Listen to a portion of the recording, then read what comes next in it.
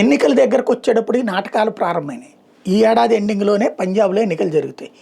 Aam Aadmi party ముఖ్యమంత్రి మాన్ 4 ఏళ్ల నుంచి ఉన్నాడు కదా. ఇప్పుడు అయ్యగారు అర్జెంటుగా ప్రైవేట్ స్కూళ్ళు అందరికీ నోటీసులు ఇచ్చాడు. ఎందుకు? అక్కడ స్కూళ్ళ తల్లిదండ్రులు ఎప్పటి నుంచినో గొడవ చేస్తున్నారు. అధిక ఫీజులు వసూలు చేస్తున్నారు. ప్రభుత్వం ఫిక్స్ చేసినటువంటి ఫీజులకి 4 గంటలు వసూలు చేస్తున్నారు. అప్పుడెప్పుడు పట్టించుకున్నటువంటిది ఇప్పుడు తీసుకొచ్చి దాని మీదన యాక్షన్ ఏంటంటే అన్ని స్కూళ్ళకి నోటీసులట.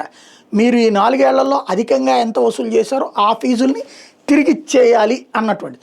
మేము మా ఆమ్ ఆద్మీ పార్టీ ప్రభుత్వం ఊరుకోదు అట్లాంటిదని. మరి 4 ఏళ్ల నుంచి నిద్రపోతున్నాడా? కేజ్రీవాల్ నిద్రపోతున్నాడా? ఈయన నిద్రపోతున్నాడా? 4 ఏళ్ల ఫీజులు ఇప్పుడు రెట్టిస్తాడా? ఏ స్కూలోడన్నా రేపు కోర్టుకు పోతాడు, ఆగిపోతుంది. బట్ అయ్యో మేము విద్యార్థుల కోసమే మేము ఉన్నామని చెప్పేటటువంటి నాటకాలు. మొన్ననే సర్వేలో ఆమ్ ఆద్మీ పార్టీ సెకండ్ స్టేజ్కి పతనం అయిపోయింది. పంజాబ్లో ఓడిపోవడం ఖాయమని వచ్చింది. కాంగ్రెస్ పార్టీ ముందుకు వచ్చింది. దాన్ని దృష్టిలో పెట్టుకుని ఈ నాటకాలు అన్నమాట.